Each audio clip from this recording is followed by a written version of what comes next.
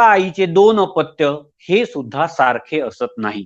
त्याही पेक्षा आणखीन पुढे जाऊन समजा आईच्या गर्भामध्ये एकच झायगोट तयार झालं किंवा एकच फलित पेशी तयार झाली आणि त्याचं विभाजन होऊन समजा जुळे मुलं झालीत, तर त्या जुळ्या मुलांमध्ये सुद्धा सारखेपणा नसतो. कोणता ना कोणता फरक प्रत्येक व्यक्तीमध्ये आपल्याला दिसून येतो.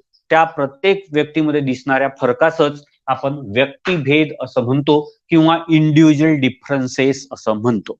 इंडिव्हिज्युअल डिफरन्सेसचा अर्थ असा आहे का तो शारीरिक दृष्ट्या, मानसिक दृष्ट्या, भौगोलिक दृष्ट्या त्याच्यावर जे परिणाम होतात किंवा त्याच्या शारीरिक आणि मानसिक दृष्ट्या जो आपल्याला बदल दिसतो त्या बदलालाच किंवा त्या फरकालाच आपण व्यक्तिभेद असं म्हणतो. म्हणजे एक व्यक्ती ही दुसऱ्या व्यक्तीसारखी तंतोतंत तशीच नसते, त्यामध्ये काही ना काहीतरी सूक्ष्म असा तरी फरक असतो. साधारणतः फरक तीन प्रकारे विचारात घेतला जातो. एक